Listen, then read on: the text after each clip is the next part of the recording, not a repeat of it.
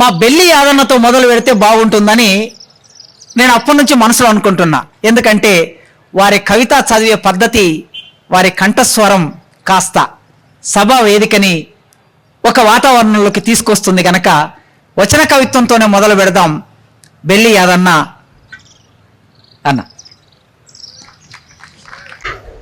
కవితా పొద్దుకు, సభాసదులకు, అధ్యక్షులకు, అతిథులకు అందరికీ నమస్కారం. శీర్షిక పాఠాంతరం.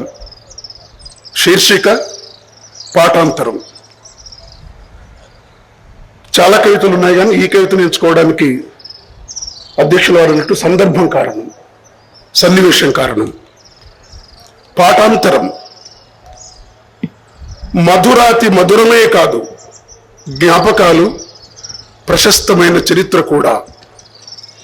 మధురాతి మధురమే కాదు, జ్ఞాపకాలు ప్రశస్తమైన చరిత్ర కూడా. తరగతి గది అంటే పిల్లల అల్లరి, కుంటె పనులే కాదు, బోధనకు నూతన మూల్యాంకనం కూడా. మధురాతి మధురమే కాదు, జ్ఞాపకాలు ప్రశస్తమైన చరిత్ర కూడా. తరగతి గది అంటే పిల్లల అల్లరి, కుంటె పనులే కాదు, బోధనకు నూతన మూల్యాంకనం కూడా. పొలంతో రైతుకుండే స్మృతుల్లాంటివే స్కూలుతో ఉపాధ్యాయుడికుండే జ్ఞాపకాలు. తోటతో వనమాలికుండే సంబంధం వంటిదే పాఠశాలతో పంతులుకుండే యాది. కాలువలతో నదికి సమకూరే యశస్సే ఛాత్రులతో ఆచార్యుడి నైసర్గికం. చెట్టుతో విత్తనానికుండే బాంధవ్యమే గురువుతో విద్యార్థికుండే రిలేషన్. మధురాతి మధురమే కాదు, జ్ఞాపకాలు ప్రశస్తమైన చరిత్ర కూడా.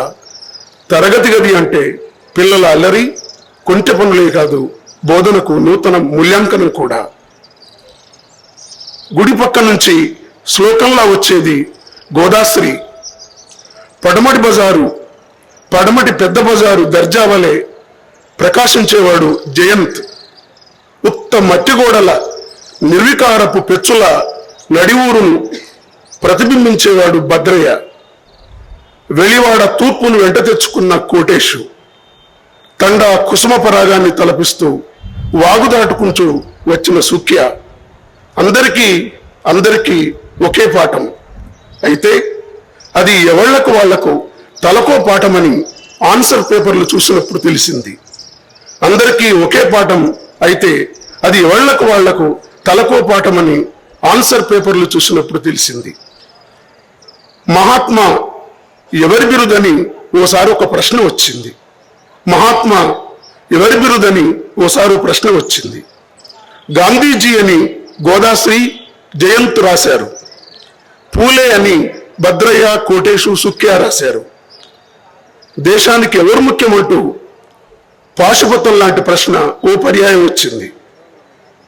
ద్విజులని గోదా, జయంతు, బహుజనులని మిగతా ముగ్గురు సాదృశ్యం చెప్పారు. మొదటి జవాబుకు పాఠం ఆధారం, రెండవ జవాబుకు పాఠాంతరం ఆధారం. మొదటి జవాబుకు పాఠం ఆధారం, రెండవ జవాబుకు పాఠాంతరం ఆధారం. నేను రెండు జవాబులకు మార్కులు ఇచ్చాను. జవాబులు రెండు ఎట్లా ఉంటాయని గోదా, జయంత్ గుసగుసలాడుకున్నారు. మరుసటి రోజు ఎలైట్ గ్రూప్తో పటవారి వచ్చాడు. జాతిపిత పైన, బ్రాహ్మల మీద మీకు కోపమా అన్నారు. లేదు, జ్యోతిబా పూలే క్రాంతిపథంపై బహుజనుల శరీర కష్టం పట్ల కూడా నాకు అమిత గౌరవం అన్నాను. మీదేదో కొత్త పాఠం అనుకుంటూ సెక్రటరీ కంప్లైంట్ చేశాడు. ఉద్యోగ ప్రదాత, స్కూల్ పట్టాదారు సెక్రటరీ 3-4 రోజులు ఆగి ఛాంబర్కు పిలిచాడు. నిన్నా మొన్న అంబేద్కర్ను చదివిన, మీరు అన్నట్టే ఆన్సర్లు రెండూ కరెక్టే కదా అన్నారు తమ హౌస్ ఆఫ్ లార్డ్స్ కు సర్ది చెప్తూ. అవును సార్, ప్రశ్నలకు కొత్త సమాధానాలు ఉత్పన్నమవుతున్న కాలం ఇది. అవును సార్, ప్రశ్నలకు కొత్త సమాధానాలు ఉత్పన్నమవుతున్న కాలం ఇది. ఉత్పత్తి శక్తులు బడికొస్తున్న యుగం ఇది. ఇప్పుడు అడుగుభుజం చెప్పే ఆన్సర్లకు మార్కులు ఇవ్వాల్సిందే అన్నాను. ఆ జ్ఞాపకానికిప్పుడు సాహిత్యంలో అస్తిత్వవాదానికి లాగే 30 ఏండ్లు. మొగ్గలు పువ్వులైనట్లు, నారు ఒరియైనట్లు భద్రయ్య, కోటేశు, సుఖ్య ముగ్గురిప్పుడు మూలవాసి ఉద్యమాలు. మొగ్గలు పువ్వులైనట్లు, నారు వరి అయినట్లు భద్రయ్య, కోటేశు, సుఖ్య ముగ్గురిప్పుడు మూలవాసి ఉద్యమాలు. నమస్కారం.